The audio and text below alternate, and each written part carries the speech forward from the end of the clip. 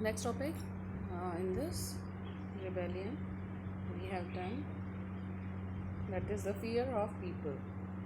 Okay, fears of the people. When the colonial government proposed to reserve two-thirds of the forest in 1905 and stop shifting cultivation, hunting, and collection of forest produce, the people of Bastar were very worried.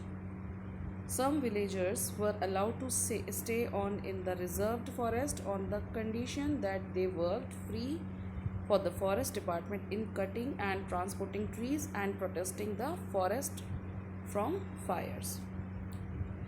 देखिए, ये यहाँ से बहुत important हो गया है ये जानना कि 1905 में रिजर्वेशन जो किया गया था फॉरेस्ट का उसको इम्प्लीमेंट कर दिया गया था और लोगों को शिफ्टिंग कल्टीवेशन है, hunting, collecting the forest produce, इन सभी के लिए उनको रेस्ट्रिक्ट कर दिया, इन पर रोक लगा दी गई थी। तो जो बस्तर के जो लोग थे वो इस चीज़ से बहुत ज़्यादा परेशान हो गए।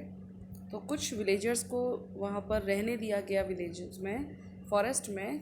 क्या कंडीशंस थी? वो ये कंडीशंस थी कि अगर वो लोग बिना किसी वेजेस के हमारे मतलब ब्रिटिशर्स के लिए काम करेंगे तो उनको रहने दिया जाएगा, प्लस और लकड़ी काटेंगे और उसका ट्रांसपोर्टेशन करेंगे थ्रू देयर कैटल्स, ठीक है, इनकी जानवरों से वो उनका ट्रांसपोर्टेशन भी करेंगे। तो इस कंडीशन पर उनको रहने दिया गया कुछ विलेजर्स को, बाकी सभी को बाहर निकाल दिया गया। ओके,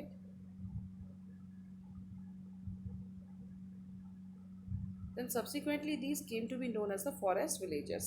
ये आपको मैंने बता दिया था कि किस तरह से रिजर्व किया गया था फॉरेस्ट को। एक तो रिजर्व फॉरेस्ट था, दूसरा protected forest, and last one was the village forest. तो विलेज फॉरेस्ट कौन से फॉरेस्ट थे? जिसमें विलेजर्स रह सकते थे इस कंडीशन पे।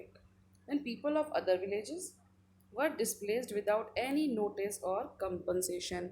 बाकी सभी को क्या किया था? उनको निकाल दिया गया था बिना कोई कंपनसेशन के, ठीक है।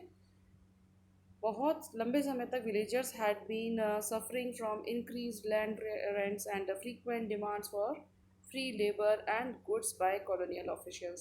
सो then came the terrible famines. क्या हुआ था? अब देखिए, उनको काफ़ी टाइम से तो उनको बाहर निकाल दिया गया, फिर वहाँ पर एक तरह से भुखमरी हो गई। फेमाइन का मतलब होता है एक सूखा पड़ जाना। सूखा तो नहीं, हाँ ड्रॉट होता है वो तो। फेमाइन का मतलब होता है अकाल पड़ जाना, यानी कि किसी तरह का कोई अनाज नहीं हो पाना किसी वजह से। तो फेमाइन मीन अकाल पड़ जाना। सो इन 1899 एंड 1900 के बीच में बहुत बड़ा एक अकाल पड़ा, और उसके बाद फिर से 1997 से लेकर के 1908 के बीच में फिर से एक और अकाल पड़ा। तो reservations prove to be the last straw. तो क्या हो गया था इसमें? रिजर्वेशन जो किया गया था, इट वाज द फाइनल, एक तरह से बहुत बड़ा एक वर्स्ट कंडीशन थी आदिवासियों के लिए उसको एक्सेप्ट करना, ठीक है।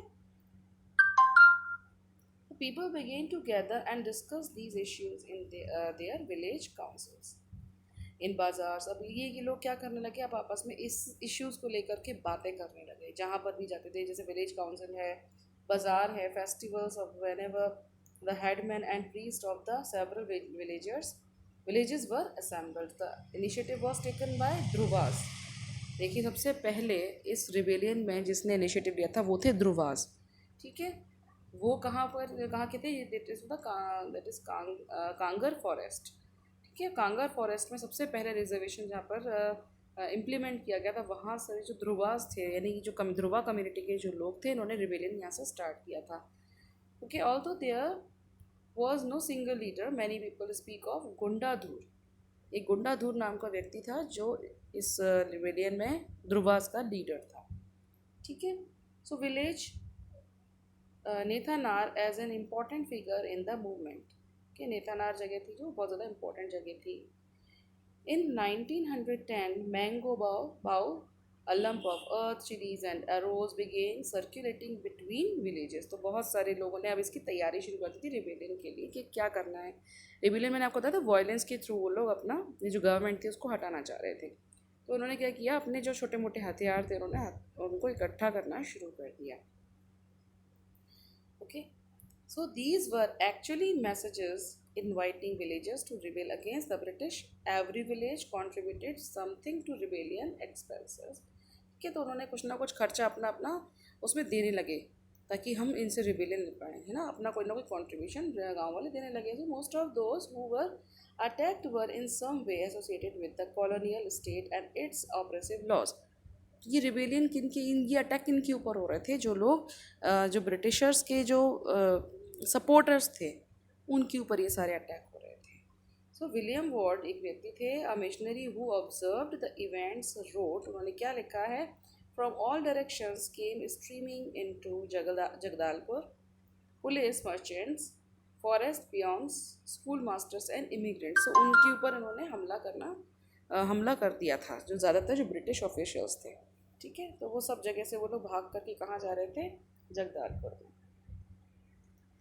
अब यहाँ पर क्या हुआ, इतना सब कुछ होने लगा, इतने सारे अटैक होने लगे, तो ब्रिटिशर्स ने क्या किया, अब उन्होंने वहाँ पर ट्रूप्स को भेज करके यानी सैनिकों को भेज करके इस रिविलियन को सप्रेस करने की कोशिश की, है ना। आदिवासी लीडर्स जो थे वो नेगोशिएट करना चाह रहे थे आपस में, बट ब्रिटिशर्स ने उनको सब तरफ से घेर लिया और उनके ऊपर आग, एक तरह से उनके ऊपर आग फेंकना शुरू कर दिया, आग लगा दी उनके कैंप में। एंड उसके बाद वहाँ से जितने भी लोग पकड़े गए उनको बहुत बुरी तरह से मार करके, उनको पनिशमेंट दे करके वहाँ से दे करके वो लोग ले जा रहे थे। तो बहुत सारे जो विलेजर्स थे वहाँ से भाग गए, जंगलों की तरफ वो लोग भाग गए।